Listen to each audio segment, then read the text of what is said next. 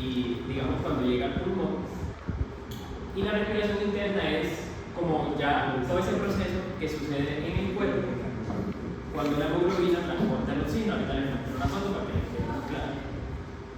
Nos enfocamos en la respiración externa, porque la interna es la soportación oxidativa, lo de la cadena de electrones, lo que yo tengo que explicar eso. Es importante, pero no es relevante para el tema. Si voy a mencionar una cosita. Bueno, es muy importante entender, digamos aquí nos vamos a enfocar en dos principales gases, que son el oxígeno y el CO2. Y los gases se mueven principalmente por difusión. Es decir, un gas atraviesa la membrana celular, básicamente sin consumo de energía, es decir, él solito la atraviesa, normalmente. Y hay dos sistemas como de convección, el externo, que es como todo lo que vamos a ver hoy, o sea, los músculos respiratorios, las vías respiratorias y la bomba de aire que es la pared del tórax. Y el sistema interno lo van a ver en otra tutoría, creo que es la de Marisabel, que es como ya la parte de transporte de la hemoglobina. Entonces digamos como que, aquí para que les quede más claro,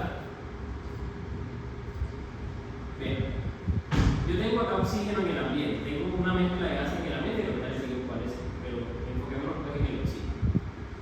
Cuando yo tomo aire, o sea, cuando inspiro, todos esos gases que están en la atmósfera van a entrar al cuerpo.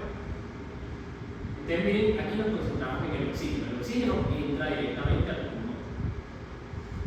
Y resulta que ese oxígeno no se va a quedar obviamente solo en el pulmón, sino que, vean esta fotito acá, el oxígeno llega al alveolo pulmonar, que es la última parte pues, de la vía respiratoria. Y entonces el oxígeno tiene que pasar a la sangre, o sea, a los capilares pulmonares, por medio de la difusión, por medio del virus. Entonces, básicamente cuando uno inspira, tiene mucha concentración de oxígeno, pues, supónganse que aquí hay muchas bolitas de oxígeno, y entonces los gases, en general las cosas en el cuerpo siempre pasan de donde hay más presión, o donde están más concentradas a menos concentradas.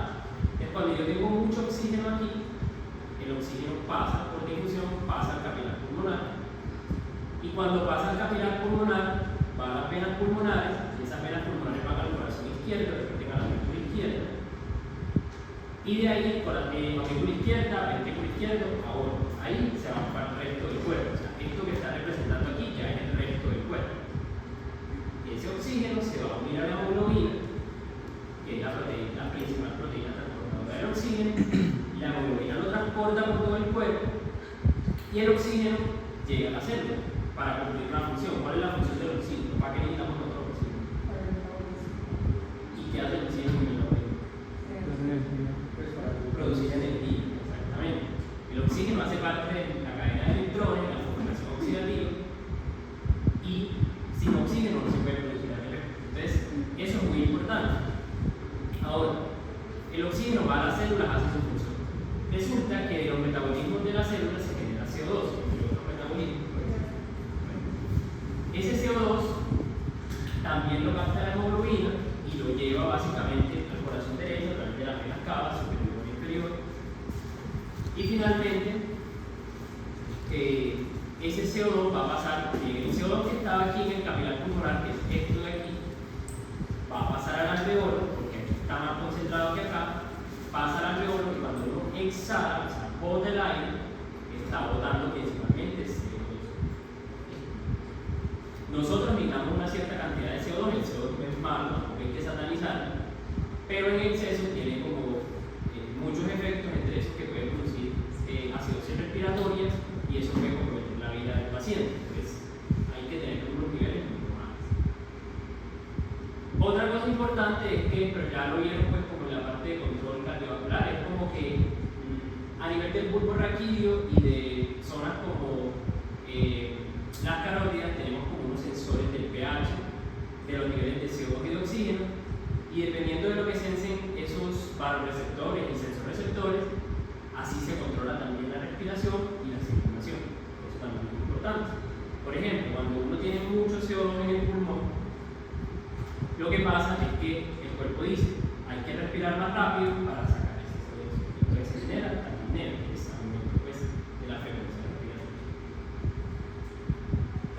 Algo importante es que miren que la membrana alveolo-capilar es delgadita, más o menos mide 0.5 micras, menos de una micra en general, y debe ser así delgadita para que los gases puedan pasar fácilmente. Cuando la membrana se engrosa, por ejemplo, cuando uno le da una neumonía o un derrame pleural, se engrosa la membrana y básicamente es muy difícil que la persona tenga un buen intercambio gaseoso.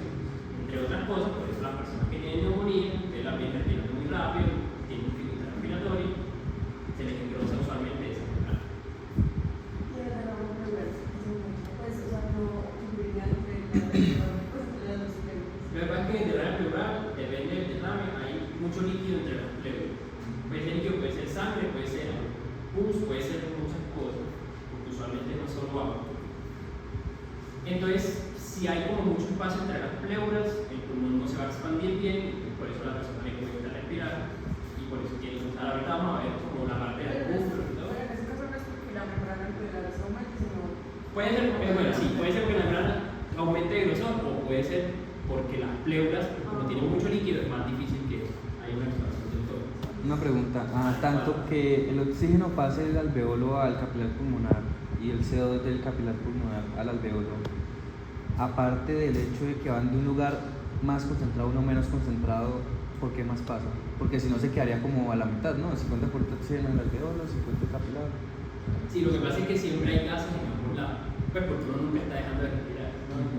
Lo que pasa es que uno lo explica como así, como inspiración, expiración, pero siempre hay gases en ambos lados. Lo que pasa es que cuando inspiramos hay más oxígeno en el alveolo, por eso pasa al capilar, y cuando exhalamos hay más oxígeno, hay más CO2, perdón, en el capilar, por eso pasa al alveolo y sale. ¿Listo? Pero siempre hay gases en ambas. Igual eso pasaría también por la presión negativa que hay en las pleuras. Ahorita vamos a ver. Y entonces, conocer la vía respiratoria también es algo muy importante. Aquí, digamos, les muestro una fotico esquemática del árbol traqueobronquial, que empieza, pues, por supuesto, obviamente en la tráquea. Cuando la tráquea se bifurca en dos bronquios principales, el izquierdo y el derecho. Usualmente el izquierdo es un poquito más superior que el derecho, algo ya anatómico. Luego, esos bronquios principales se dividen, secundarios, terciarios, que es como toda la división que representa acá. Miren que todos los bronquios tienen cartílago. Cuando esos bronquios se vuelven conductos más chiquiticos se llaman bronquiolos. Ya los bronquiolos no tienen cartílago, porque son conductos muy chiquititos. Si tuvieran cartílago, podrían estenosarse, porque, digamos, al comprimirse, pues eso podría generar una estenosis, no pasa el aire, entonces podría ser fatal. Esa es la razón de por qué los bronquios sí tienen cartílago, son más grandes, y los bronquiolos no. Entonces, lo que es tráquea, bronquios y bronquiolos terminales hacen parte de las vías respiratorias de conducción. O sea, ahí solo se conduce aire, no se intercambia. ¿Listo? También es llamado, los profesores lo dicen mucho, el espacio muerto anatómico. Espacio muerto porque ahí solo pasan gases, o sea, no ocurre lo de la membrana alveolocapilar que vimos, solamente están pasando los gases de la atmósfera al cuerpo y viceversa. Aquí se hace el movimiento de los gases se hace por convección. La convección es el movimiento de un gas desde una membrana o de una parte a otra solamente por, digámoslo así, como sus propiedades. O sea, la difusión tiene una diferencia, ya se la voy a decir como una diferencia, pero en general es lo mismo. Y lo otro es que cuando los bronquiolos terminales se siguen ramificando, ya se llaman bronquiolos respiratorios. A partir de los bronquiolos respiratorios encontramos, pues, las vías aéreas de intercambio, los espacios aéreos alveolares. Tenemos los conductos alveolares, los sacos alveolares y finalmente los alveolos. Que los bronquios usualmente hacen como la analogía de un racimo de uvas. Entonces, digamos como que el racimo en general son como todos los sacos y los conductos, y cada uva sería como un alveolo. El movimiento de gases se hace por difusión. Entonces, ¿cuál es la diferencia de difusión con convección? La difusión se hace de acuerdo a las presiones parciales de un gas. Ahorita les explico eso, porque eso hace parte de la ley de Darcy. Cuando un gas tiene más presión parcial en un lado que en el otro, pasa mayoritariamente de ese lado donde hay más presión al otro. Por eso les hablaba también de la presión. Esta es como una representación anatómica pues, de los alveolos. Aquí digamos como la unión de los alveolos, que son esta parte de acá, con los capilares pues, pulmonares. Algo importante también, entre más área de sección transversal haya en el arco, menos es la velocidad a la que el aire discurre por ahí. Entonces, vean que acá arriba no hay como tantas divisiones, pero si uno se va a la parte más bajita de los pulmones, donde están los alveolos, aquí hay muchas divisiones, porque son millones y millones de alveolos. Entonces, hay más área de sección transversal donde en los alveolos, a nivel, digamos, por la parte inferior de los pulmones. Y eso es importante porque para que se haga un buen intercambio gaseoso, el aire tiene que transcurrir lentamente. O sea, obviamente lentamente, esos son milisegundos, pero transcurre más lentamente que acá. ¿Para qué? Para que se pueda hacer un buen intercambio gaseoso y no sea pues como un proceso, pues no sea como algo equivocado, porque obviamente esto es vital, pues el intercambio gaseoso es algo fundamental pues en la vida de uno. Si no hay intercambio gaseoso, uno se muere porque es de segundo. Por eso, la difusión es por la interpretación. y la convección sí es como por, digamos, como cosas del mismo gas, pues, o sea, simplemente el gas pasa porque los gases tienen esa propiedad de atravesar la membrana, pues por ello eso no necesita energía, no necesita en general. El sistema respiratorio tiene varias funciones, no solamente el intercambio gaseoso, solamente aquí nos concentramos en el intercambio gaseoso, pero también es importante que para medicina uno sepa todas estas cosas. Entonces, ya ustedes vieron en neuro que el sistema respiratorio ayuda a la olfacción, porque básicamente las sustancias pues, que olemos, por ahí está el bulbo olfatorio y van pues, directamente al cerebro a interpretar.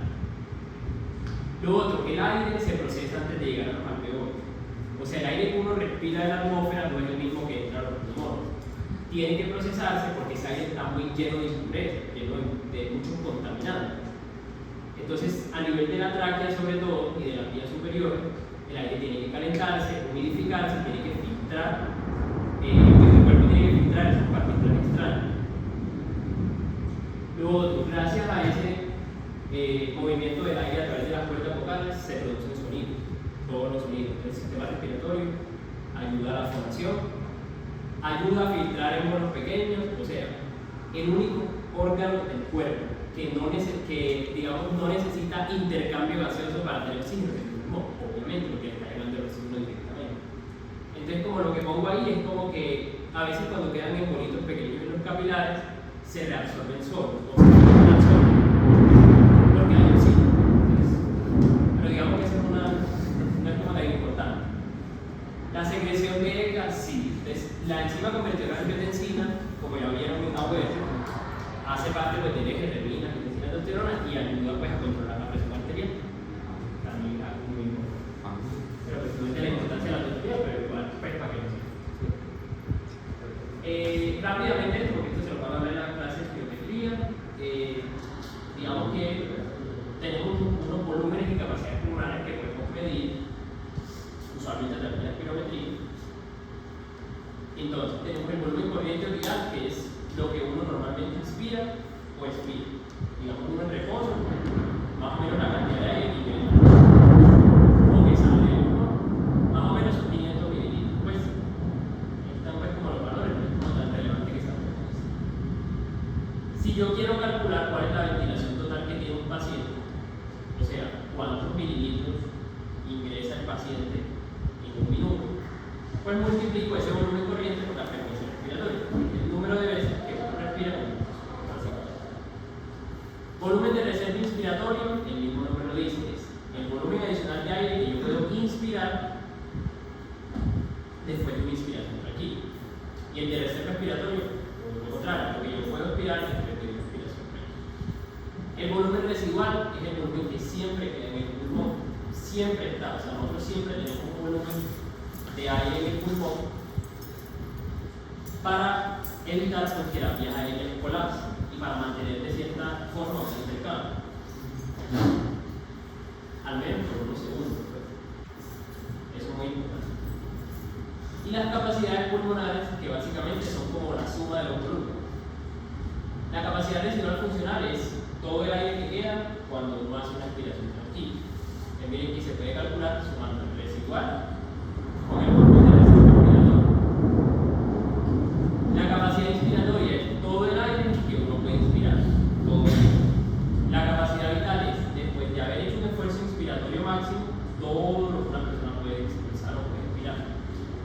Y la capacidad pulmonar total es como la suma de todos los volúmenes pulmonares, lo que está representado acá.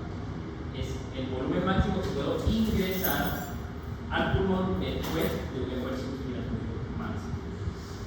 Ahí está pues como la fórmula, eso se lo va a cambiar un poquito más en los clientes. Y ese volumen correcto son como patrones que pero no todos están en los medios, unos en los nuevos, 150 quedan en el espacio nuevo, más o menos. Y los otros 350 sí llegan al todo. Bueno, tenemos una importancia para que se vayan familiarizando. Vean, PA, CO2. Vean, aquí siempre está el gas, CO2, oxígeno. PA es presión, si es a mayúscula es alveolar, y si es a minúscula arterial. Aquí está arterial de dióxido de carbono, presión arterial de dióxido de carbono, presión alveolar de oxígeno y arterial de oxígeno. La presión atmosférica, que es con las letras ATM de atmósfera. Ahorita les explico eso. FiO2 es la fracción inspirada de oxígeno, o sea, qué fracción de oxígeno hay en el aire. PiO2 es la presión inspirada de oxígeno, o sea, la presión a la cual entra ese oxígeno a la vía respiratoria. Ahorita, y el volumen alveolar es el volumen, pues, como su nombre dice, que siempre queda por el alveolo. De la presión atmosférica es la fuerza que ejercen como toda la mezcla de gases que están en el ambiente sobre un punto de la Tierra. Entonces, básicamente esta grafiquita es como muy chévere porque, digamos, me muestra uno, es como una manera fácil de ver. A nivel del mar, por ejemplo en Cartagena, vean que la columna estática de aire, digamos, entre este punto y la atmósfera es mayor. O sea, la presión atmosférica es considerable, 760 milímetros de mercurio en una zona libre. Pero miren que, por ejemplo, si yo me voy a un lugar que tiene más altura, por ejemplo Medellín, Bogotá, la columna estática de aire entre este punto y la atmósfera es menos. O sea, la presión atmosférica es menos, que si la comparo con un punto caliente del mar. Por eso es que miren aquí, Medellín tiene una presión atmosférica menor que, por ejemplo, Cartagena. Porque miren la altura al nivel del mar que está Medellín, casi 1600 metros sobre el nivel del mar. Entonces, por eso tiene una presión atmosférica menor. Ahora, ya que sabemos la presión atmosférica, es importante conocer de qué está compuesto el aire. El aire es una mezcla de muchos gases, principalmente de nitrógeno, casi el 80% de nitrógeno. Y el porcentaje que nos interesa, 21% de oxígeno. Ese porcentaje nunca se les puede olvidar. 21% de oxígeno hay en el aire. El porcentaje de CO2 es muy bajito, 0.1%, eso no es relevante. Hay otros gases nobles como el argón, 0.9, tampoco es relevante. Esta cuestión del agua sí es relevante. Si uno respira, pues uno normalmente toma ese aire de la atmósfera y no tiene agua, pues el aire, obviamente. Pero, ¿por qué creen que está como este numerito 6 acá en la Antártida?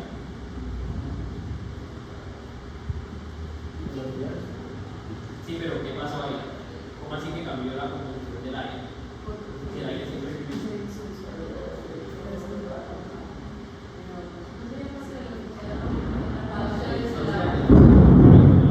Pero el porcentaje de CO2 es casi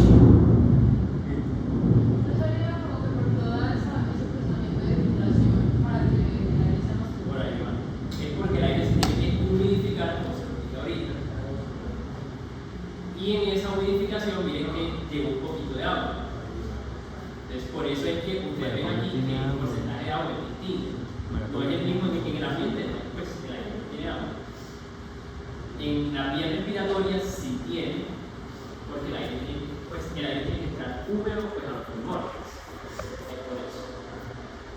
Y se filtra también con el listo. Sí, el aire tiene que estar húmedo. Pues no así seco completamente, no, porque eso genera animales de la vía respiratoria. Sí, muchas veces a veces no. Pero el organismo mismo antes de entrar a los pulmones ya pues está humedeciendo. O sea, a veces hay dispositivos que sí, que no generan como humidificación.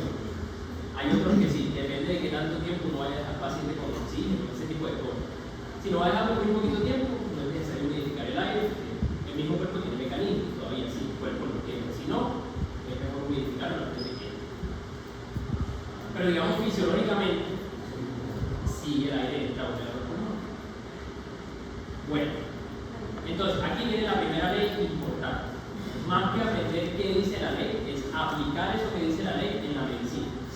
Y por eso la doctoría no es de leyes de los gases, porque leyes de los gases hay un montón y que sean útiles para medicina muy poquito. Entonces, la primera es la ley del alto o de las presiones parciales. Entonces, si yo quiero conocer la presión de una mezcla de gases, tengo que sumar las presiones parciales de todos esos gases que componen, en este caso, el aire. Entonces, yo quiero saber cuánto es la presión atmosférica. Sumo todas las presiones parciales del nitrógeno, del oxígeno, del CO2, del argón y del agua. En condiciones a nivel del mar me da 760 mililitros de mercurio, ya eso está calculado, pues no me pregunten cómo. Ahora, ¿qué nos interesa de ahí? Dos cosas. Primero, lo que está allá, la presión parcial de un gas depende de dos cosas. De su concentración, es directamente proporcional a la concentración y es inversamente proporcional a su coeficiente de solubilidad. Entonces, entre más concentrado esté un gas, más presión parcial tiene, es más fácil de que atraviese la membrana, y entre más solubilidad tenga, es más difícil, pues. O tiene menos presión y es más difícil que pase. Entonces, de esa fórmula, ¿qué nos interesa saber? La presión del oxígeno.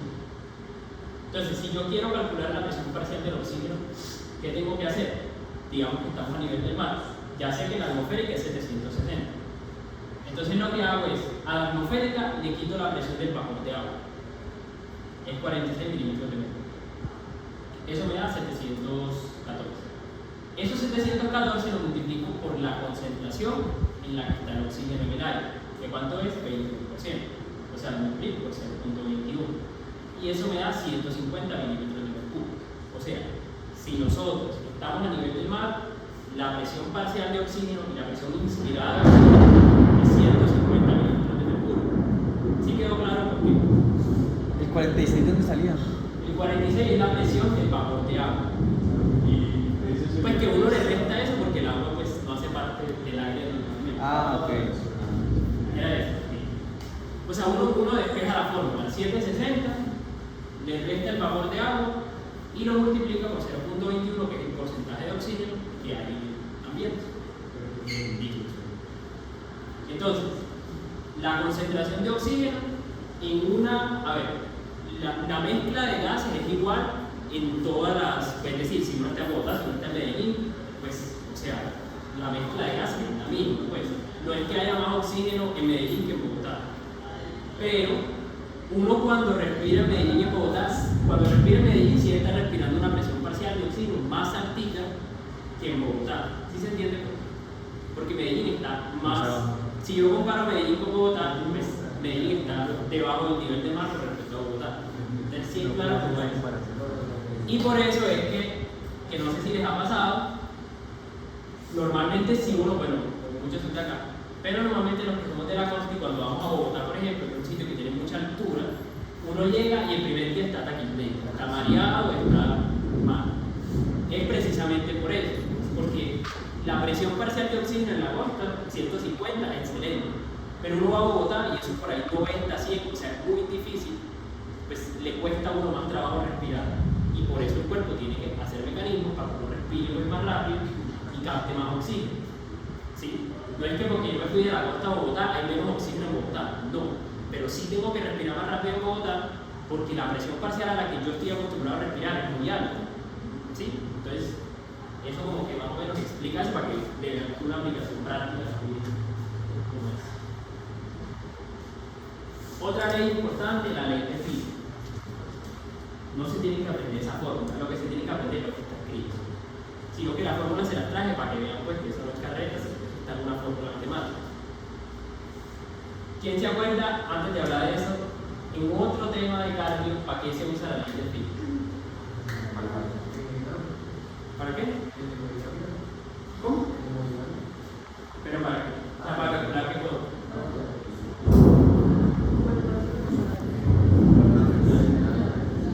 El gasto cardíaco. El gasto cardíaco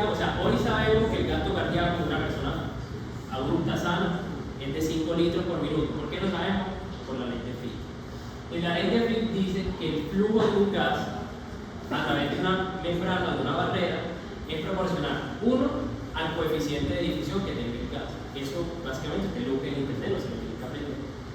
Pero entre más coeficiente de difusión, pues más difuso obviamente el gas. Es directamente proporcional al área de superficie de intercambio. O sea, tengo que tener una buena área de superficie de intercambio en los pulmones, pues para que efectivamente pasen los gases. Es inversamente proporcional al grosor de la membrana, lo que les decía ahorita. El grosor de la membrana alveolo-capilar es muy delgadito, tiene que ser así. ¿Por qué? Porque así fluyen más fácil los gases. Y el flujo es directamente proporcional a la diferencia de presión. O sea, si yo tengo la misma presión de oxígeno en un lado que en el otro, ¿será que el oxígeno va a pasar de un lado a otro? No pasa. Tiene que haber diferencia. ¿Y de dónde pasa? De dónde estamos. O donde hay más presión o más concentración, hacia donde hay menos presión o menos concentración. Y eso aplica para otras cosas pues, también del cuerpo. Sí se entendió como esto. Esto es muy importante. Esto sí tiene aplicación. Pues, como menos. A mayor área, mayor flujo y más lento. O sea, el flujo en general es lento. Pues lento, obviamente, de milisegundos, pero lento con respecto al flujo que puede presentar que en otras partes. Sí. Pues si el paciente está sano, si el flujo va a tener flujo. ¿Alguna duda con el concepto básico?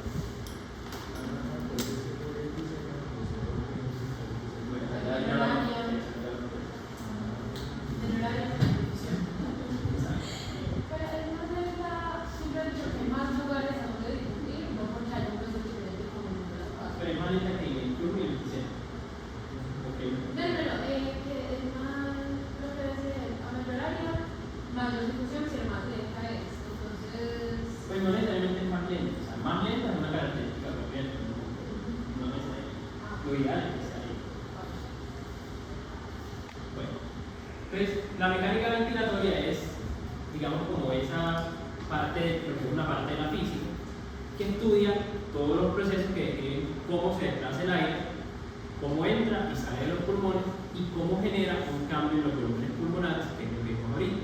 O sea, un cambio en el volumen corriente, en el volumen inspiratorio, expiratorio, y así. Eso es como la mecánica ventilatoria.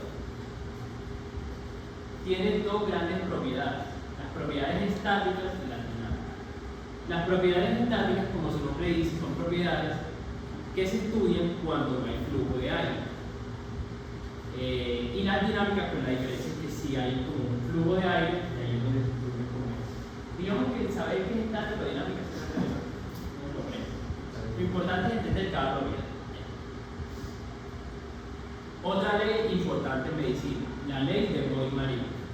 Entonces, ¿qué dijo Boyd-Marie? Cuando yo tengo una temperatura constante, yo dije que la temperatura es la misma en ambas partículas, el volumen y la presión de un gas son inversamente proporcionales. Entonces, miren la gráfica. Aquí yo tengo una presión alta y el volumen, ¿cómo es? Bajito. Misma temperatura allá. ¿Cómo es la presión allá? La gráfica de la derecha. Baja. ¿Y cómo es el volumen? Alto. Sí, es la representación gráfica de lo que les acabo de decir. Ahorita les voy a explicar y les voy a repetir para qué sirve esa ley en medicina. Entonces, la primera propiedad estática se llama retroceso elástico de la penetración o del tórax. ¿Qué pasa? Los pulmones normalmente tienden a colapsarse. Y ahorita más adelante les explico por qué. Entonces, este es el retroceso elástico de los pulmones, o sea, fuerzas que hacen que el pulmón como que vaya hacia adentro, o sea, se intente colapsar. Pero entonces, ¿por qué el pulmón no colapsa si siempre está intentando colapsarse?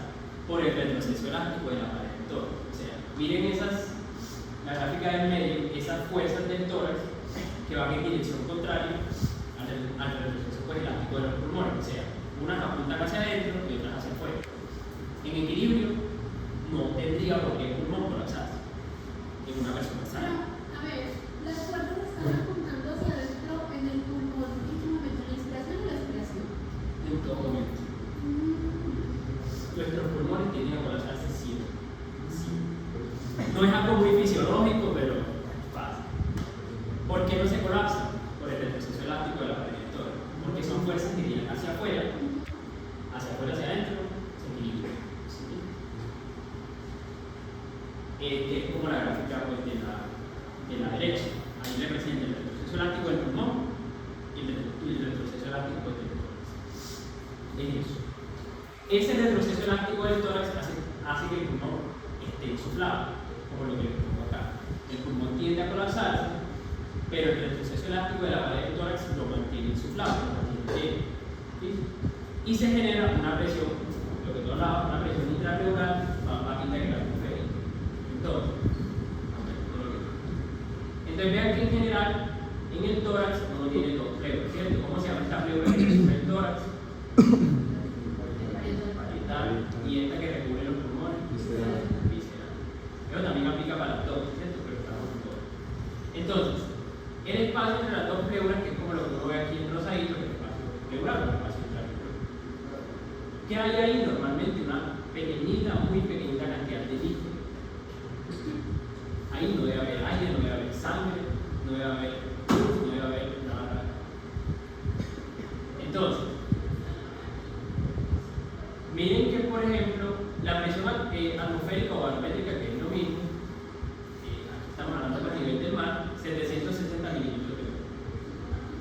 Entonces, vean estos valores de acá, o sea, estas presiones que hay dentro de ese espacio intrapleural son menores a la presión atmosférica. ¿Por qué tienen que ser menores a la presión atmosférica? Para que el aire pase de donde hay más presión a menos presión. ¿Sí? Y la presión intrapleural es determinada en parte por la gravedad y por la amplitud. Cuando estamos de pie, básicamente como que se jalan los pulmones hacia abajo y la parte del vértice pulmonar queda más, digamos, queda como con más espacio. Entonces, ¿qué dice la ley de Boyle? A mayor espacio, a mayor volumen, ¿qué pasa con la presión? Disminuye. Entonces miren que por eso la presión intrapleural en el vértice del pulmón es más bajita que en la base pulmonar. Cuando uno está de pie y cuando está inspirando. ¿Listo? ¿Sí se entiende? No es necesario que se aprendan el valor, pues simplemente saber que esa presión intrapleural es menor que la presión atmosférica. Bueno, es menor en la inspiración.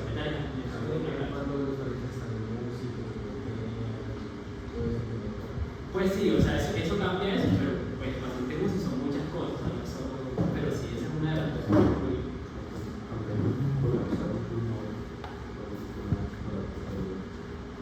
Colapsar un pulmón. ¿Cómo hay que colapsar? ¿Por qué colapsar? Pero ¿por qué no se colapsa? O sea, viene colapsado, no lo colapsa. ¿Sí me van a entender? Hoy vi tres. O sea, me están dando un neumotor. El neumotor, para los que saben, es la acumulación de aire en el espacio pleural. Tiene varios pues, como mecanismos, pues, pero con el neumotor, si hay un tipo de neumotor que se llama tensión, no sé si lo que está preguntando es eso. Ahí hay que poner una aguja que descomprima el tórax, o sea, que descomprima como el mecanismo que está generando el neumotórax y que el aire sale. Y luego se pone un tubo, ¿sí? Luego se pone un tubo, que eso es la toracotomía. No en todos los pacientes, eso depende, se va a ver después. Pero no es que uno colapse, no, o sea, el pulmón, si uno le pega una puñalada, le colapsa el pulmón. Pero uno lo que hace es descomprimir y luego pone un tubo para que salga el aire. O si está lleno de sangre, también uno pone un tubo para que la sangre llegue. Eso lo vamos a ver después. Pero está bien que piensen en la aplicación clínica porque eso es lo importante. Pero es una pregunta ahora. No, Por ejemplo, no hay pregunta. bueno, en este caso estamos diciendo que la presión barométrica es de 760, pero entonces una ciudad donde haya una presión atmosférica diferente. Ahí viene la foto. Entonces, eso es en Cartagena. Si uno está en Medellín, la presión barométrica más o menos es de 600 años, digamos 650. Entonces, es más difícil, en teoría, sí, pues, más difícil respirar en Medellín que en Cartagena. ¿Por qué? Porque la presión barométrica es menor, pero la presión intrapleural sigue siendo alta, pues es difícil que la aire entre. Entonces, eso era lo que les decía. Que uno, por ejemplo, va a una ciudad con mucha altura y ¿qué le pasa? Se pone mal. Se pone a respirar más rápido, se desmaya. No sé si han visto en los periodistas del fútbol que, por ejemplo, cuando las selecciones van a Bolivia, por ejemplo, cuando Colombia va a Bolivia, un desastre total. La altura de La Paz es más o menos casi 4.000 metros sobre el nivel del mar, muchísimo más alta que Bogotá. Entonces, uno va a Bolivia a jugar fútbol, se muere pues porque, digamos, la presión barométrica en Bolivia será como de 200 pues, y obviamente es muy difícil que se haga entrar al pulmón. ¿Qué tiene que hacer el pulmón? Respirar. Por eso incluso que se le pone oxígeno en el partido. Sí, exacto, que se acondiciona.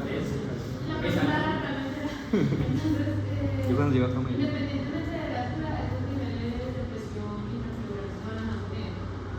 O sea, cambian, pero ahorita vamos a ver con los músculos, la acción de los músculos y con otras cositas. O sea, pero si no se ven eso, igual seguiría esa misma presión y por eso también sí, ese cambio de presión se hace por accesorios.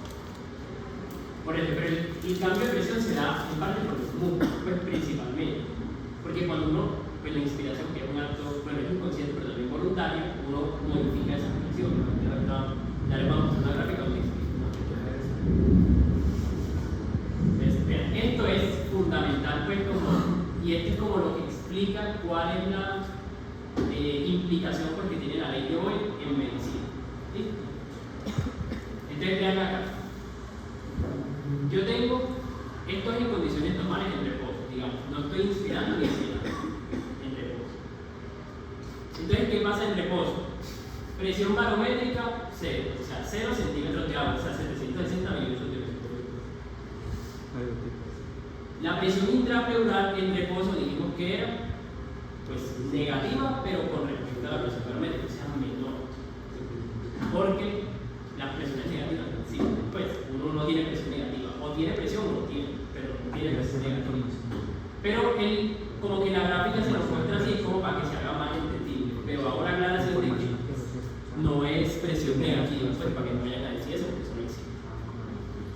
Entonces, yo tengo una presión atmosférica que siempre es la misma. Pues obviamente siempre es la misma en el mismo sitio de la Tierra. Entonces, la presión intrapleural es menor que la barométrica. Cuando uno inspira, ahorita vamos a ver el músculo inspiratorio, básicamente lo que está haciendo es expandiendo el tórax. Entonces, si yo expando el tórax, creo más volumen del tórax. ¿Qué pasa con la presión intratorácica? Disminuye. A mayor volumen, menor presión. Ustedes vean que por eso, comparen la A con la B es la inspiración, la presión intrapleural es más bajita. Porque como se expandió el tórax, más volumen, menos presión. Y a la presión alveolar le pasa lo mismo. Es más bajita que la que está en reposo. Y entonces, ¿eso qué garantiza o eso qué permite? Que entre el aire, exactamente. Que entre el aire porque la presión barométrica es la misma. ¿Qué se modifica? La presión intrapleural y la presión alveolar. Como son más bajitas, es más fácil que la aire entre. ¿Listo? Ahora, la gráfica C es como el final de la inspiración, digamos que es como un reposo también, porque miren que la presión alveolar vuelve a cero, o sea, terminé de inspirar y llenar el pulmón, pero la presión intrapleural sigue siendo pues igualita. Cuando uno expira, reduce el volumen del tórax, y si yo tengo menos volumen, ¿qué le pasa a la presión dentro del tórax? Aumenta.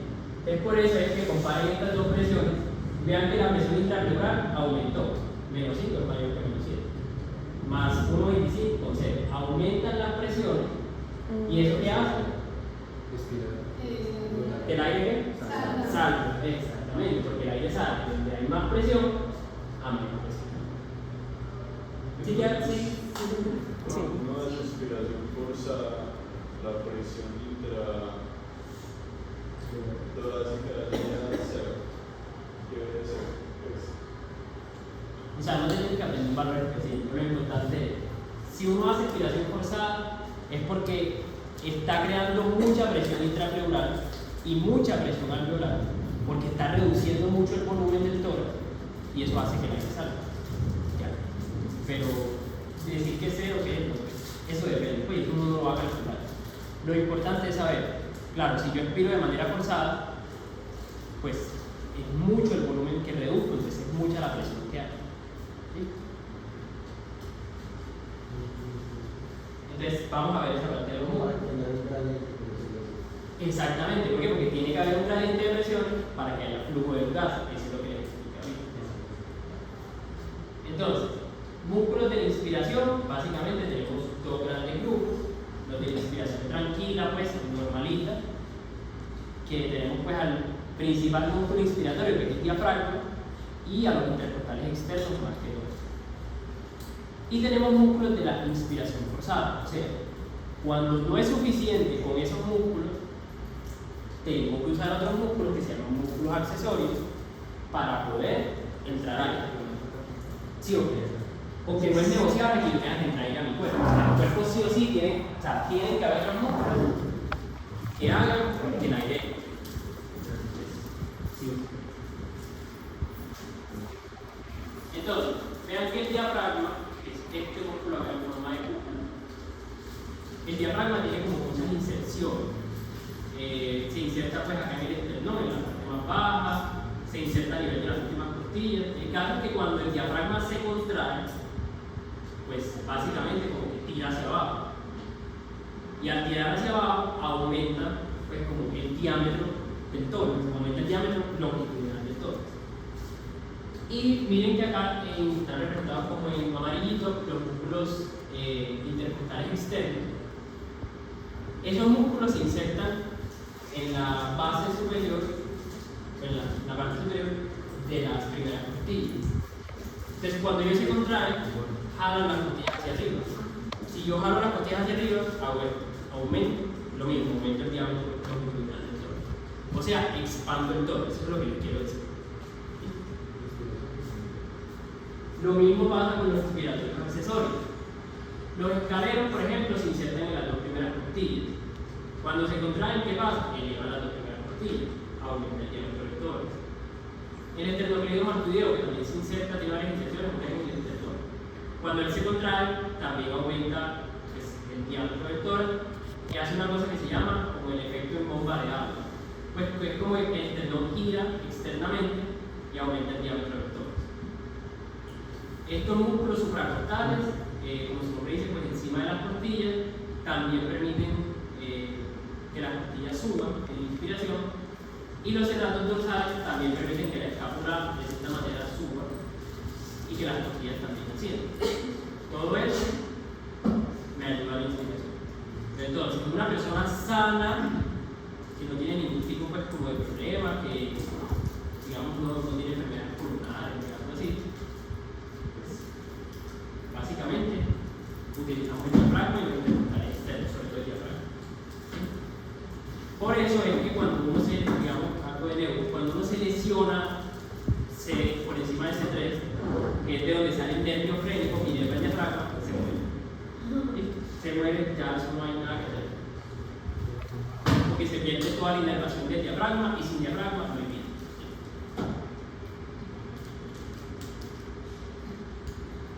Músculos de respiración no hay, de manera fisiológica. O sea, cuando uno está haciendo la respiración tranquila, no hay músculo. ¿Por qué? Porque la relajación de los músculos inspiratorios, que ya vimos, es lo que produce la respiración. ¿Sí? De manera tranquila. Entonces, el compañero hablaba de la respiración forzada. Si uno ve una persona que se le nota mucho que está expirando, es algo forzado.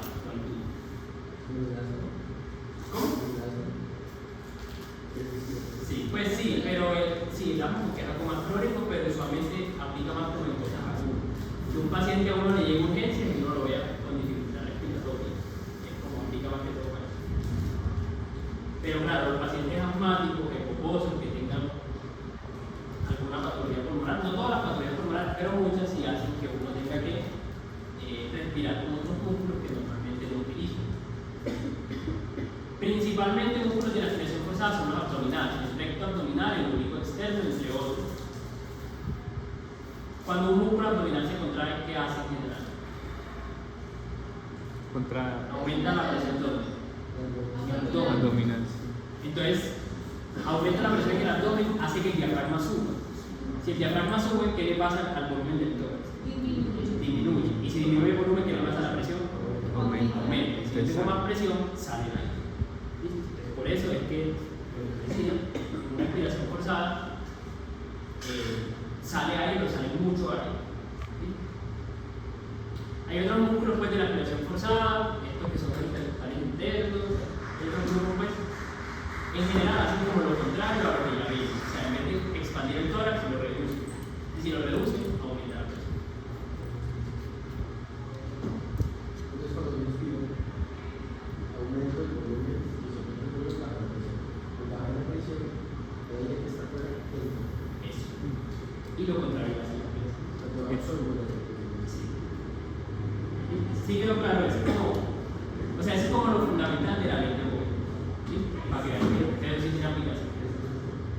Bueno, entonces ya llevamos como dos propiedades estándar: el retroceso elástico del tórax y los músculos, pues, inspiratorio y expiratorio.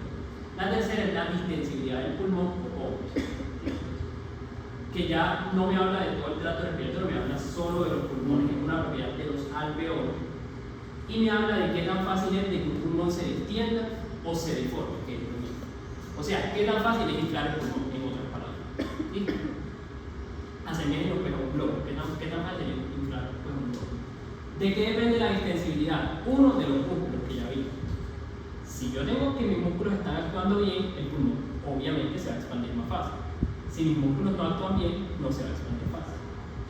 El otro, de las fibras elásticas de elastina y colágeno que haya en ese pulmón, y de la tensión superficial de los alveolos, o sea, el surfactante que ya se lo voy a explicar. Entonces, una aplicación clínica muy importante que voy a tratar de compañeros de eso. Hay dos enfermedades, bueno, hay varios, pero sí les traje unos ejemplos de enfermedades frecuentes en el pulmón que hacen que cambie la distensibilidad. Entonces, la gráfica normalita es la del medio, ¿cierto? Que tiene una pendiente, digamos, normal. ¿Qué pasa en el enfisema? En el enfisema pulmonar es un tipo de presentación del EPOC, porque el EPOC tiene varios tipos, eso lo vamos a ver después con más detalle. Pero el enfisema hace parte del EPOC. ¿Listo? O sea, un paciente enfisematoso tiene EPOC, pues, pero no todos los pulmones tienen enfisema. En el enfisema se destruye el tejido pulmonar. ¿Por qué se destruye? Porque los macrófagos tienen una enzima que se llama elastasa, que rompe la elastina, y eso hace que se rompa literalmente el tejido pulmonar. No sé si seguramente siempre les muestran la foto en histología de los pulmones enfisematosos. Bueno, ustedes ven que son pulmones que tienen, pareciera que los alveolos son más grandes, sí, pues en teoría son más grandes, pareciera que hay como más espacio para el intercambio. Pero la cosa es que está destruido. Entonces uno ve el pulmón todo grandote y uno cree que, sí, el paciente respira mejor. No, porque está destruido ese pulmón. ¿Listo? Entonces, si el pulmón está destruido, está muy flácido. Y si está muy flácido, es muy fácil que se llene. Entonces, por eso los pacientes enfisematosos pues, tienen una distensibilidad mucho mayor que un paciente sano. Es lo que les pongo ahí, tienen aumento de la distensibilidad o convertido. Lo contrario pasa, por ejemplo, en un pulmón fibrótico. En general, para que se lo aprendan para medicina, siempre que hay fibrosis en un órgano es porque el órgano ya está dañado. O sea, tejido fibrótico indica que el órgano se está dañando. ¿Qué pasa ahí? Se deposita tejido fibrótico y obviamente ese tejido fibrótico hace que el pulmón se vuelva muy rígido. Si tengo algo rígido, va a ser más difícil de que se infle. Entonces, por eso los pacientes que tienen fibrosis pulmonar tienen disminución de la cómplice, porque es más difícil de que ese pulmón con todo ese tejido fibroso se infle. Sí queda que entendía esa diferencia. Seguimos. La segunda, por ejemplo, en la clínica. que disminución de la presión. Bueno, entonces en la clínica, un paciente enfisematoso es un paciente. Bueno, lo primero es que los pacientes epocosos usualmente 90-95% han sido fumadores y son fumadores. Porque el cigarrillo es la principal causa del EPOC. Porque ya se hace. Entonces, son pacientes usualmente como muy caquéticos, ¿saben qué es? Personas como muy desnutridas que literalmente, sí, o sea, una cosa pues muy extrema, y tienen una fase que se llama soplador rosado. Soplador pues porque fuman, y rosado porque literalmente se ven como rosaditos, como eritematosos. Eso es uno, pero no todos los pacientes lo presentan. ¿Qué más tiene un pulmón enfisematoso? cuando uno lo percute, pues se le escucha mejor el ruido respiratorio. Porque como el pulmón está destruido, pero es un pulmón más grande. Entonces hay más aire atrapado. Y al haber más aire atrapado, pues cuando uno percute se escucha mejor el sonido respiratorio que en un paciente sano. Eso es como una de las cosas que va a pensar a uno en enfisema. Y principalmente por el antecedente de cigarrillo. Y usualmente los pacientes enfisемatosos tienen también bronquitis crónica, que es otro fenotipo del EPOC. Y los pacientes bronquíticos crónicos sí son diferentes, son usualmente más obesos, no son sopladores pesados, sino abotagadores azules. O sea, son pacientes, la carita es como más gordita y no se ven rosaditos, sino como cianóticos, o sea, como azules o morados. Eso ya pues, lo van a profundizar después, pero en general como eso principal. Y el pulmón fibrótico, ese sí es como más difícil de identificar, porque digamos que son muchas causas de fibrosis. El enfisema porque hace parte del EPOC y es más fácil, pero en la fibrosis es muy difícil. Digamos que en general puede que los ruidos respiratorios se escuchen más bajitos, ¿listo? Porque es más difícil insuflar, entonces. Pero digamos, hay algo característico, no tanto. El enfisema si uno es más fácil de identificar. Por ejemplo, cuando hay un aumento de la, no sé cómo se pronuncia, o sea, el alveolo se puede estirar, pero no puede retomarse como original. Entonces uno podría decir que de cierta manera hay una retención de CO2 ahí. Bueno, entonces es un concepto que en la lactancia pues que ahorita viene. Sí, o sea, si el pulmón se distiende más fácil, en general tiende tiende a ser un pulmón menos elástico. ¿Sí? O sea, es muy difícil de que vuelva como a su forma original. Y sí, puede que retenga CO2 por eso, pero eso depende de la causa. Si es una causa aguda que no corrige, no pasa nada. Pero uno muchas veces ve que esos pacientes, esos pacientes son crónicos. O sea, a uno no le va a cosechar urgencias porque tiene enfisema, tiene que ser por una exacerbación de la enfermedad. Pero el enfisema usualmente uno lo diagnostica crónicamente. O sea, el paciente se viene quejando, que no respira bien, que es un fumador, tiene como todas las características. Pero puede pasar eso. La compliance y la necesidad de es lo mismo, no es lo mismo. O sea, la intensidad completa es lo mismo. y la elasticidad. No, la elasticidad es lo contrario. De hecho, es el recíproco de la intensidad. El inverso ocurre precisamente lo contrario. Bueno, entonces, algo que hace parte de la distensibilidad es la tensión superficial, que es lo que explica por qué, la pena que ahorita les dije, el pulmón tiende a colapsarse normalmente. Aquí está la respuesta. Entonces, ¿qué es el fenómeno de tensión superficial? Aquí, digamos, como que se representan muchas moléculas pues, de agua, que básicamente el hidrógeno, como saben, tiene cargas positivas y el oxígeno negativo. Esas cargas positivas y negativas hacen que pues se genere una atracción entre las moléculas, ¿cierto? Y por eso se generan estos puentes de hidrógeno, que es lo que vemos aquí en blanquito, los puentes de hidrógeno. Estas moléculas que están acá, que es como en el líquido, estas moléculas están en equilibrio porque miren que hay fuerzas hacia todos los lados, hacia acá, hacia todos los lados. Pero en el pulmón hay una zona donde es una interfaz entre aire, que es lo que principalmente hay en el pulmón, y líquido, que también teníamos un poquito de líquido. Estos alveolos que están aquí, entre donde está el aire y donde está el líquido, o sea, entre la interfase aire-líquido, tienden a colapsarse. ¿Por qué tienden a colapsarse? Porque aquí hay pura agua. Entonces, moléculas de agua, acá ya no hay porque solo hay aire. Entonces, hay mucha fuerza en estas moléculas que están aquí en la superficie. Hay moléculas que tiran hacia la derecha, hacia la izquierda y hacia abajo. Pero no hay ninguna que tire hacia arriba, porque aquí no hay moléculas de agua. Como no hay ninguna que tire hacia arriba, estos alveolos de aquí se tienden a colapsar. ¿Cierto? O sea, tiene que haber algo que lo ponga pues como en equilibrio. Ese fenómeno, esto es lo que le pongo acá, es como, por eso las fuerzas del retroceso elástico del pulmón estaban hacia adentro, porque literalmente son como fuerzas que hacen que el pulmón se colapse y vaya como hacia adentro. Y que evita esa expresión negativa generada por la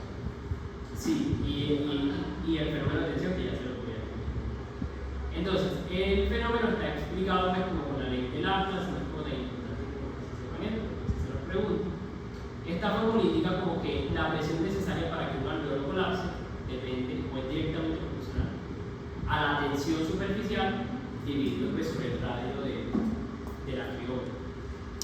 O sea, entre más tensión superficial hay, obviamente el pulmón tiene que ser más capaz de evitar esa, digamos, como ese colapsamiento. Y entre más grande sea un alveolo, o sea, es más radio, es menos presión la que yo tengo que aplicar para que se colapse. O sea, obviamente un alveolo que es más grande es menos probable que se colapse. Si es más chiquito es más fácil que se colapse, como lo que yo quiero decir. Acá es como una representación pues, de las células pulmonares. Están los neumocitos tipo 1 que recuerden cuál es su función.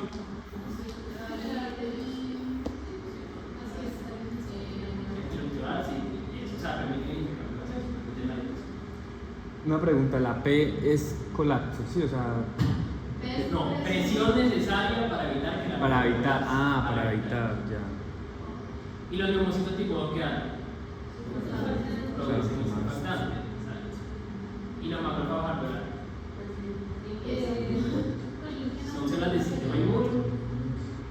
Trabajo de la oxígeno. Que básicamente sí, tienen una función de limpieza, o sea, esas partículas extrañas que alcanzan a llegar al pulmón, porque yo les dije que la hay que ser limpiada para llegar al pulmón, pero no siempre se limpia completamente. Entonces, los macrófagos son capaces de eliminar bacterias, sobre todo bacterias, virus y sustancias extrañas. Entonces, el surfactante es una sustancia que la producen los neumocitos tipo 2. Principalmente está compuesto de fosfolípidos. El principal pues es ese que está ahí, no tiene carbohidratos, pero sí de que está compuesto. Hay otros lípidos y proteínas. En la parte de proteínas, más que saber cuáles son hidrofílicas e hidrofóbicas, es saber que principalmente que hay proteínas como la albúmina y como la inmunoglobulina. ¿No han escuchado esa inmunoglobulina? Sí. ¿Cómo? Inmunoglobulina, no les suena, no la es un anticuerpo que está en el glucosa. Pues está en otras partes, no solo en la mucosa pulmonar, pero sí. Y que tiene función protectora, tiene una función inmunológica. Entonces, vean, lo que hace el surfactante así a grandes rasgos es eso. El surfactante reduce la tensión superficial e impide que el alveolo se colapse. En el humano se entiende como más fácil. Vean, estas moléculas de azulito son las moléculas de agua que les dije que tienden, pues, y los alveolos que están aquí que tienden a colapsarse, porque miren que no hay una fuerza que vaya hacia arriba. ¿Qué hace el surfactante? El surfactante como que crea esa fuerza. El surfactante es este por ahí. Entonces, tiene una parte hidrofílica que es la que está en contacto con el agua, que es este circulito, y tiene una parte hidrofóbica que es la cola, pues, que obviamente no está en contacto con el agua. La cabeza hidrofílica hace, o es lo que permite que haya como una fuerza hacia arriba, o sea, compensa esa fuerza que hay. ¿Listo? De manera que la fuerza neta es cero, entonces no hay ningún movimiento. Y lo que hace la cola hidrofóbica es evitar que esa parte hidrofílica como que se caiga, por decirlo así, al agua, o sea, la jala hacia arriba y la mantiene en esta interfase aire-líquido o aire-agua. Esto es lo que explica por qué el alveolo y por qué los pulmones no se colapsan normalmente cuando ellos tienden a colapsarse. ¿Listo? Entonces, esas son como las funciones del surfactante. La principal es evitar el colapso de los alveolos, pero también hace que los alveolos se mantengan como uniformes en todo el ciclo respiratorio. Sí, o sea, es. Como que le da límite al alveolo para no colapsarse, ¿sí? Sí, y también hace que el alveolo tenga como un mismo tamaño, y, pues, no es el mismo tamaño, pero un tamaño similar en la inspiración y en la expiración. O sea, regula su tensión, sí. Exactamente. Sí, pero la principal función es reduce la tensión superficial, porque el pulmón sí tiene, o sea, con surfactante y todo tiene tensión superficial, pero el surfactante la reduce. Si uno no tiene surfactante, colapsa el alveolo, se muere. Y hay una enfermedad. Hay una enfermedad que es de, ¿cómo se llama?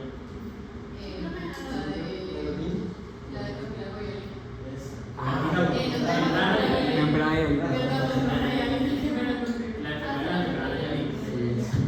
y entonces porque no duran más, ¿no? Pues, pero uno no puede lo que una persona con esa enfermedad en la vida adulta porque ya se hubiera dado cuenta. ¿Tiene bien? Porque es que si no hay un surfactante, No, sí, pero por ejemplo, puede no ser un recién nacido, puede que nació y el pulmón nunca. Pues como que los mosquitos no supieron o algo así. O le puede dar después que se active. pero es que no es que los neumocitos no sirvan. O sea, en esa enfermedad no es que los neumocitos no sirvan, es que no sirvan. No sé por qué. O sea, es diferente. No es que no sirvan, sino que no hay, porque no hay la maquinaria para producir. Eso es algo sí, genético que básicamente ocurre principalmente en mujeres diabéticas. Una mujer que embaraza que sea diabética es como el principal factor de riesgo para que se ocurra. Y es muy grave. Pues. O sea, es como porque hay una hiperproducción de insulina en la diabetes o la diabetes, y esa hiperproducción de insulina hace que no vaya con los factores necesarios para su cuerpo. Y por eso al bebé también pues, se le transmite. ¿Y si es prematuro o si es alterno? Ah, bueno, hay una cosa con eso. Sí, que es importante. Los bebés antes de las 34 o 33 semanas de gestación no han producido el surfactante. O sea, el surfactante se produce a la semana 33 y 34 de gestación. Entonces, si un bebé les nace antes de eso, no tiene surfactante. Es por eso muchos bebés prematuros antes de esa fecha, los tienen que meter en incubadora y Le dan esteroides. bueno, esa curva, a veces, por ejemplo, la mamá está en una amenaza de parto. 30 semanas de gestación, la mamá tiene una amenaza de parto, ya va a parir enseguida. ¿Qué se le hace? Se le dan esteroides, porque los esteroides hacen que se produzca surfactante. Entonces, Los esteroides no pueden inducir el parto también. Pero pues si ya va. sí, por eso, pero es en un contexto de una mujer que ya va a parir, que tiene una amenaza de parto. Entonces, el bebé, 30 semanas de gestación, tú sabes que va a producir surfactante. Entonces, se le dan esteroides a la mamá para que el bebé de cierta manera produzca, pero igual esos bebés tienen que pasar en incubadora, e igual esos bebés tienen que hacer después terapia respiratoria y un montón de cosas, y es muy difícil que se salven la mayoría de mujeres, porque igual es muy difícil que uno por medios artificiales logre producir el surfactante, eso es muy difícil. Y no solamente sumar surfactante, un bebé que es prematuro, pues tiene un montón de problemas, pues, todo eso se suma. Es por eso la mayoría. Bueno, este prematuro. Listo. Y la cuarta propiedad estática del pulmón es la elastancia o elasticidad, que es básicamente lo contrario de la extensibilidad, o sea, es la capacidad de que un cuerpo vuelva a su forma original luego de que fue extendido. Entonces, si un pulmón es muy elástico, ¿qué va a hacer el pulmón? Siempre va a tratar de regresar a su forma original, o sea, va a requerir mucha fuerza para que se infle. Por el contrario, si el pulmón es muy poco elástico, se va a inflar muy fácil, porque ese pulmón no tiende a volver como a su forma original. Entonces, en lo que vimos ahorita, el pulmón enfisematoso, ¿cómo es la extensibilidad del pulmón enfisematoso? Aumenta, entonces la elasticidad, ¿cómo va a ser? Bajita. Esos pacientes les cuesta, un paciente con EPOC en general, le cuesta volver, o sea, que el pulmón vuelva a su forma original. Entonces les cuesta respirar. Les cuesta respirar, exactamente. Ellos respiran fácil, incluso más fácil que uno. Es más fácil que uno encima de la mano. Pero sí, en teoría es más fácil. Pero sí les cuesta volver a la forma original. Por eso es que hay un parámetro en la espirometría que se llama el P1, volumen inspiratorio forzado en un segundo. Cuando un paciente es epocoso, asmático, o sea, tiene una obstrucción usualmente de las vías aéreas, el paciente va a tener P1 disminuido. O sea, siempre. Porque pues les cuesta precisamente sacar el aire. Ahora, un pulmón fibrótico, ¿cómo está la extensibilidad del pulmón fibrótico? Muy disminuida. Entonces la elasticidad, ¿cómo va a estar? Muy alta. Esos pacientes, o sea, les cuesta inflar el pulmón precisamente porque tienen una elasticidad muy alta. O sea, siempre que se infla es como que él tiende a volver a su forma original. Entonces, obviamente es muy difícil inflar un pulmón fibrótico. Entonces, como para que tengan la relación ahí, vean tampoco.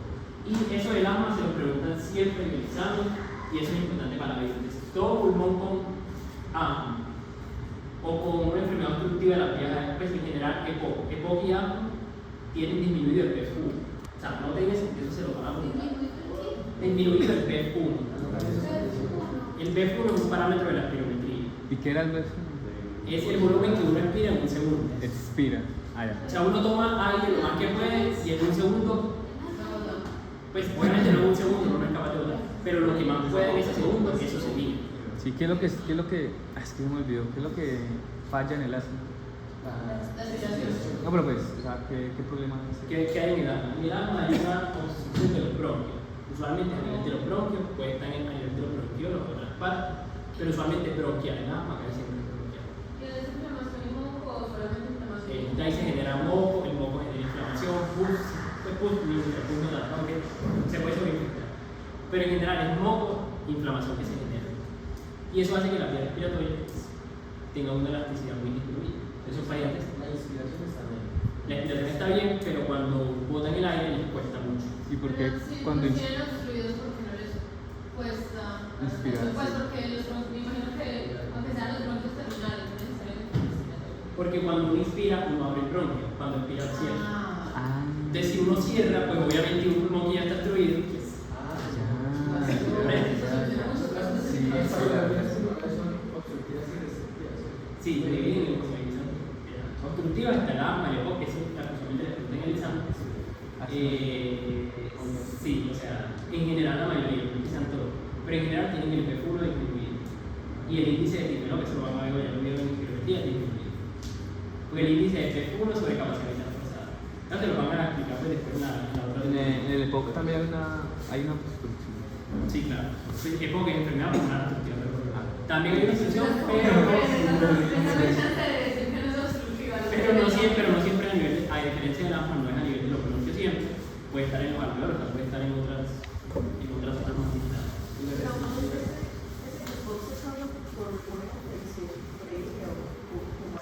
Principal causa es fumar cigarrillo. Cigarrillo, el vape se ha asociado también al EPOC, en menor medida se ha asociado. Es la principal causa, pero no solo cigarrillo. Cocinar con leña también es otro factor de riesgo. Los pacientes que trabajan eso, como en metalurgia o en actividades donde, en minería y ese tipo de cosas, que digamos aspiran muchos contaminantes. De hecho, se ha visto que en ciudades muy contaminadas como Medellín la incidencia es muy alta, porque hay muchos contaminantes en el ambiente, el sistema respiratorio no es capaz de filtrar todo eso y llega a los pulmones, y los macrófagos, por más macrófagos que sean, no son capaces de eliminar todo. Y eso obstruye la vía respiratoria. Pero el principal, pues, un paciente epocoso que no haya fumado, búsquele causa genética, eso es muy raro. Yo nunca lo he visto. Todos los pacientes epocosos fumadores, y son fumadores pensados. Lo restrictivo entonces sería inspiración. Pero no necesariamente, es que eso depende de no es una regla. Pero por lo menos para que se aprendan para el examen y la vida, en el asma y en el EPOC, que son patologías obstructivas, el P1 se disminuye. Eso es lo que van a encontrar en la espirometría.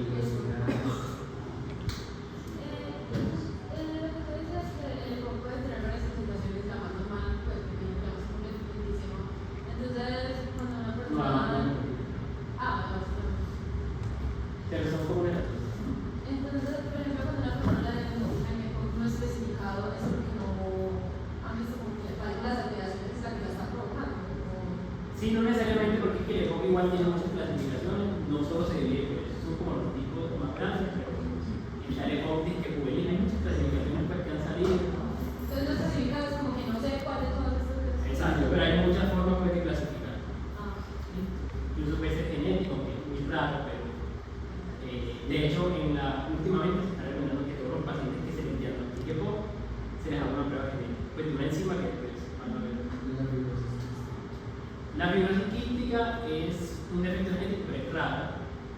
Eso usualmente es en niños, pues, porque la mayoría no es, pues si llegan adultos, pero sí, como llegan adultos. Es como una alteración de los canales de cloro y eso ocurre en todo el cuerpo, pues, o sea, el paciente tiene dificultades respiratorias, pero son pacientes que también sudan mucho y el sudor es como muy característico. Una vez con un paciente que tiene fibrosis quística, un niño, y es como muy, ¿cómo les digo? O sea, el sudor o las secreciones de él tienen como un olor como muy fuerte. Entonces, pues como por esa alteración, pero eso es muy raro, pues yo vi porque yo roté con una neumóloga pediatra en séptimo porque me tocó, no a todos les toca con ella, y a ella le llegan obviamente por un caso respiratorio, pero eso generalmente no sé. No sé quística, no. Pues si te la llegas a encontrar, igual lo remites, no lo vas a dar. Ahorita dice que la mayoría de la elasticidad era más difícil expirar. No, la mayoría de las ansiedades es más fácil respirar, porque expirar, perdón, que como vuelve más fácil a su forma. Es lo contrario. Si hay menos elasticidad, es más difícil. Pero compartes conmigo. Que eso es lo que tiene un paciente asmático. Y por último, las propiedades dinámicas. Bueno, que son básicamente cuando hay flujo de aire y cuando cambian de volumen, que son básicamente tres. Entonces, el flujo de aire es como la principal, que se representa con la letra F o Q, por si se lo ponen en el examen. El flujo es básicamente igual a la diferencia de presión alveolar menos atmosférica, sobre la resistencia, la resistencia a la vía respiratoria. Entonces, vean que si la vía respiratoria tiene más resistencia, ¿qué pasa con el flujo? Disminuye, claro, porque si hay más resistencia, es más difícil que pase el aire. Y acá, cuando la presión alveolar es más alta que la atmosférica, ¿en qué fase del ciclo está? La presión alveolar es más. Cuando la alveolar es más alta que la atmosférica. Expiración. Expiración, porque como hay más presión y la que sale donde hay más presión, a menos expiración. Y lo contrario es inspiración. Yo por eso me pongo ahí. Si el flujo da un valor negativo, ¿qué indica? Que hay entrada de aire. O sea, que la presión alveolar es muy bajita con respecto a la atmosférica y eso da un valor negativo. Por la forma, ¿cierto?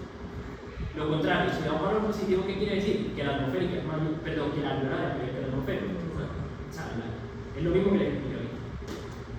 Bueno, en el pulmón, bueno, en general, la ley del Poisson, que es otra ley importante, se aplica cuando el flujo es laminar.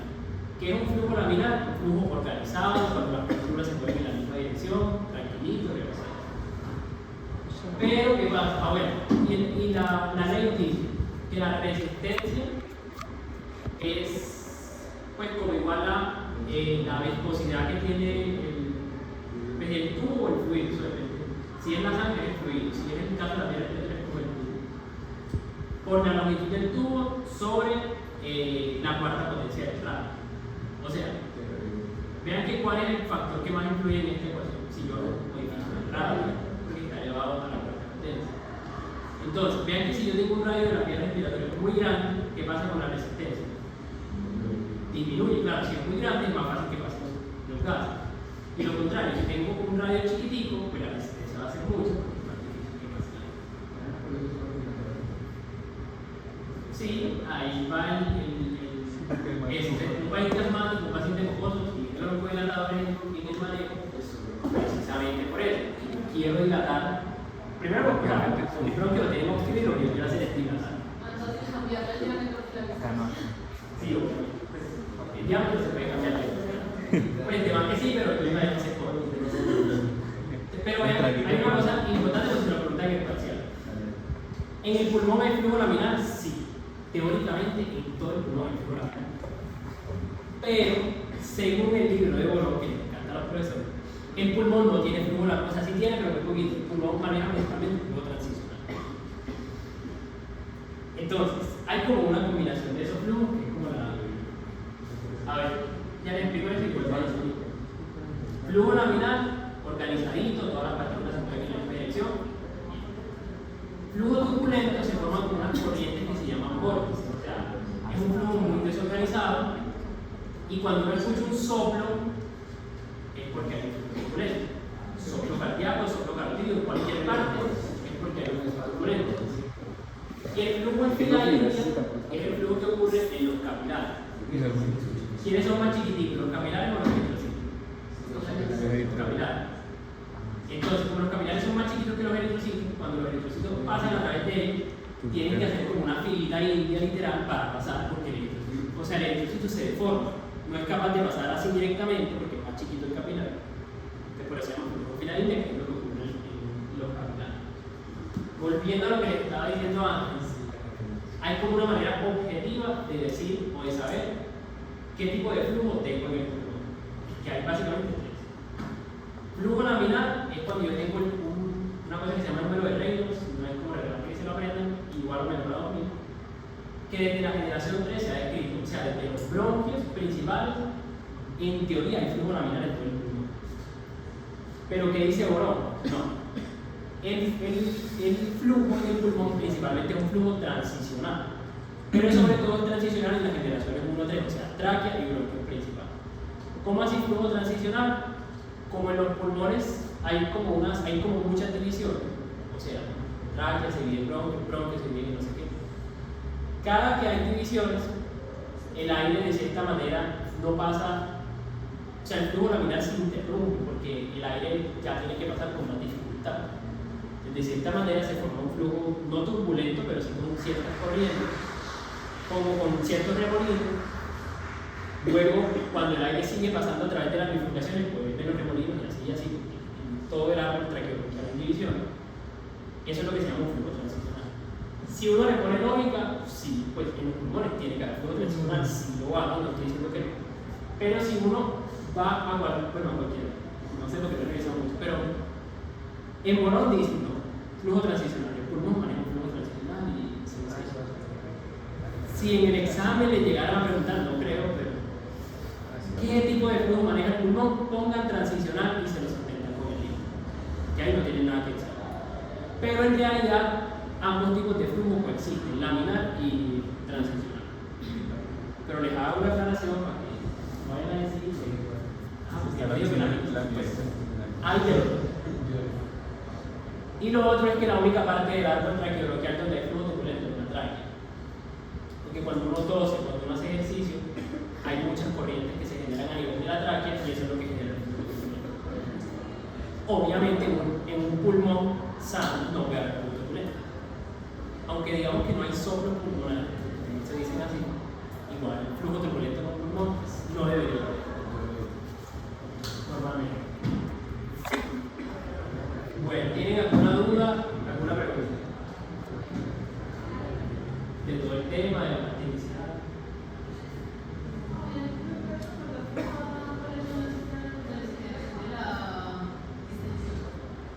De los músculos, de la fibra de la espina y colágeno y el suelo.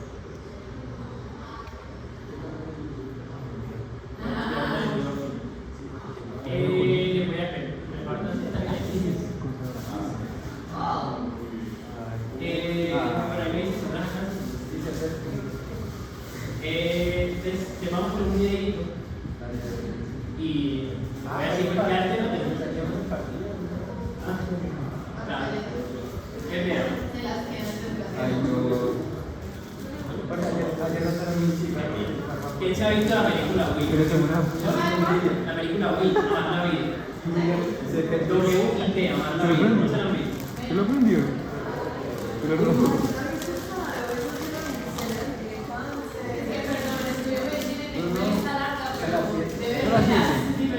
Vean, Algo acá para esa es una película, el video de la película. Oye, ¿cómo haces? Donde hay una señora que es profesora, tiene cáncer de ovario metastásico, cáncer está en un lado y migra a otras partes.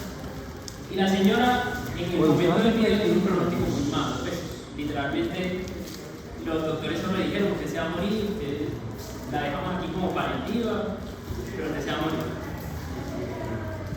Bueno, ¿qué pasa? Es que hay como una partecita que ya se le da una reflexión de eso, y ella estaba como aburrida, bueno, no sé si aburrida, pero todos los médicos que la veían solamente como que se ponían a comentar la enfermedad que tenía y nunca le preguntaban cómo está, cómo amaneció, cómo se siente.